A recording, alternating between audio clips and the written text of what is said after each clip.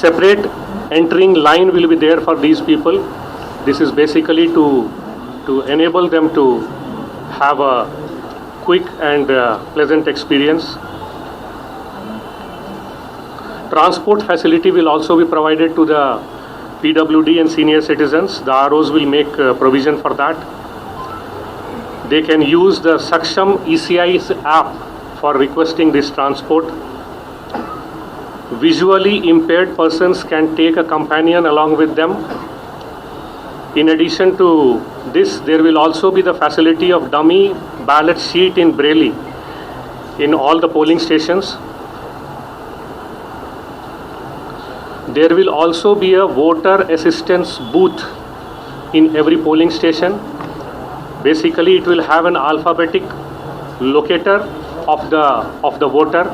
There will be, as I said earlier, there will be BLO and other officer available at the polling station who will be able to tell the people who come there as to what exactly is their serial number. If there are multiple polling stations in the same location, they will also be able to tell which polling station they have to go to. For the first time this time in the general poll, home voting facility has been given to the senior citizens and the PWDs with benchmark disability certificate. So they'll have to fill up form 12D and give it to the BLOs who will be collecting to their residences and first giving them the form and then collecting the filled up form from them. Coming to the candidates,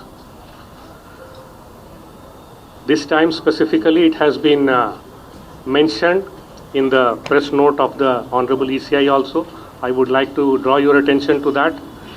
If any column in the affidavit is left blank, the returning officer will issue a notice to the candidate to file the revised affidavit with all columns duly filled in. After such notice, if a candidate still fails to file affidavit complete in all respects, the nomination paper will be liable to be rejected by the returning officer at the time of scrutiny. So I request all the political parties and the candidates who will be starting to file their nomination to take care of this. As has been informed by the Honorable Commission, the Model Code of Conduct comes into effect immediately. So morning after their announcement, it is deemed to have come into effect.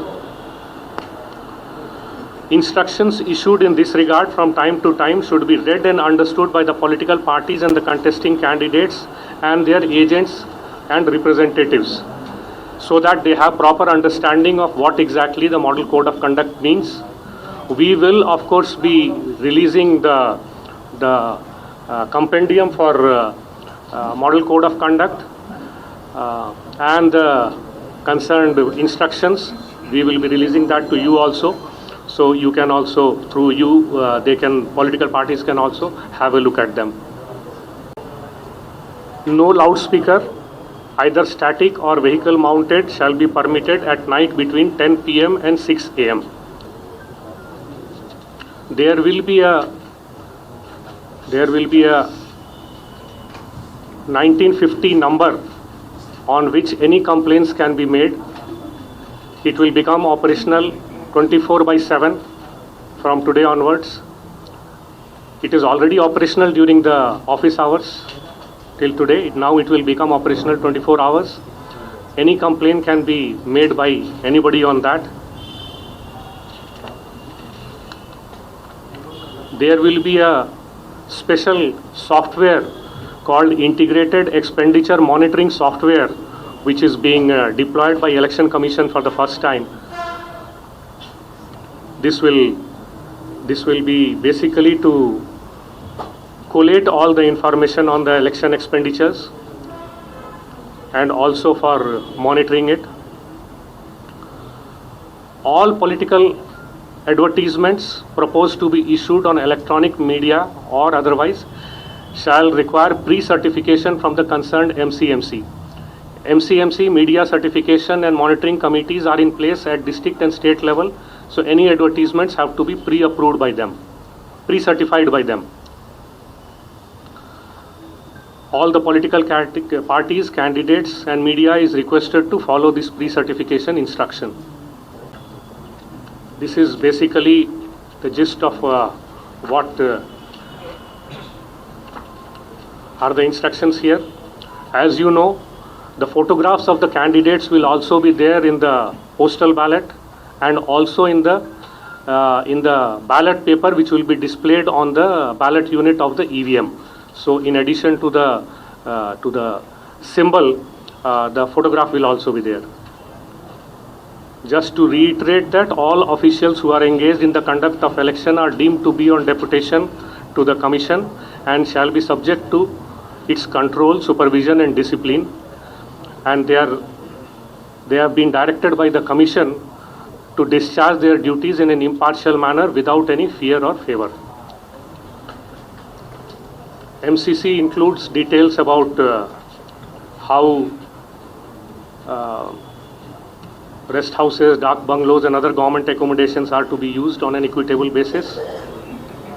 Places, public places such as Maidans, etc. are to be used equitably, for which app has also been put in place by Election Commission has directed that no advertisement at the cost of public exchequer shall be issued now for the purpose of furtherment of any particular party.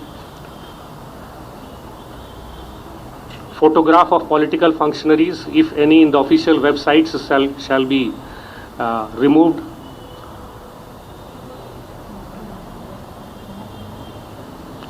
Flying squads, video teams and SSTs will come into effect immediately for the control and movement, to control the movement of any liquid, contraband drugs, cash, liquor or any such thing like freebies, etc. As far as enrollment is concerned, Form 6 and Form 8 will continue to be received up to 10 days before the last date of filing of nomination. That is up to 31st of October. All Form 7s and 8s received today shall be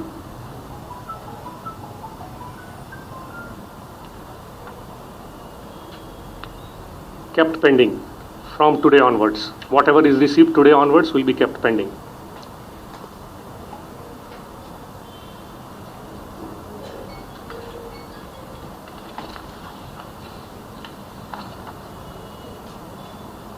There is a special provision in addition to the affidavit that is to be filed by the candidate, publishing of criminal antecedents by the candidates.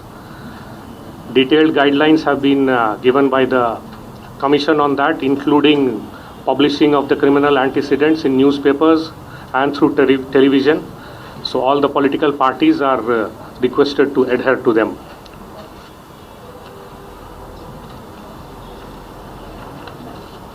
The DOs, the CPs and the SPs will be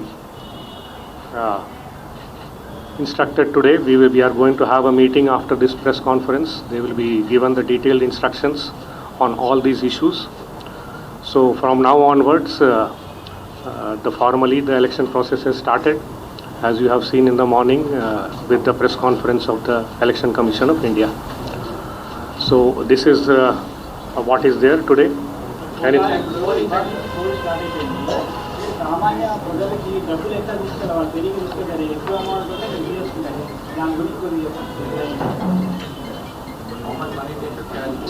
There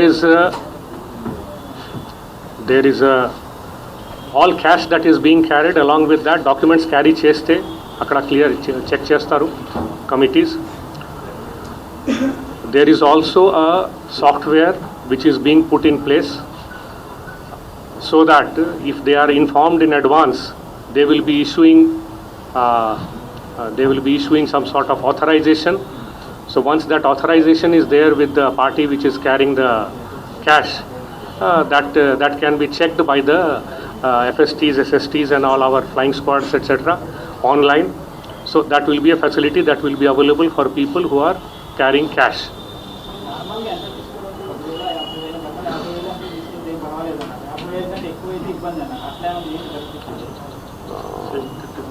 Same order is there?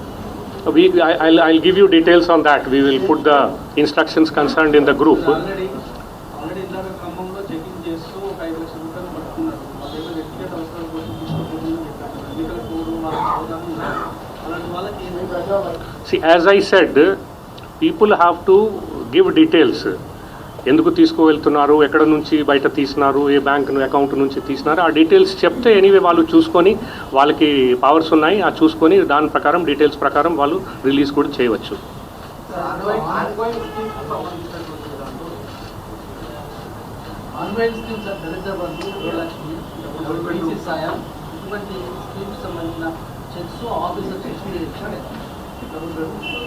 Whatever were the instructions that were issued last time, to my understanding the same things are there.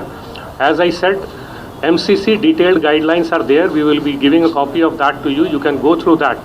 If still there is anything that is left unclear, then you can ask for specific clarification. We will give on that. I already said that. I have already replied to that.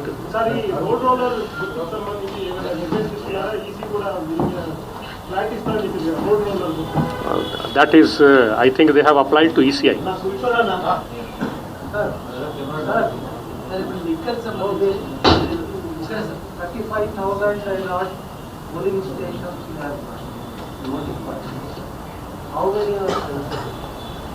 That is still being worked out.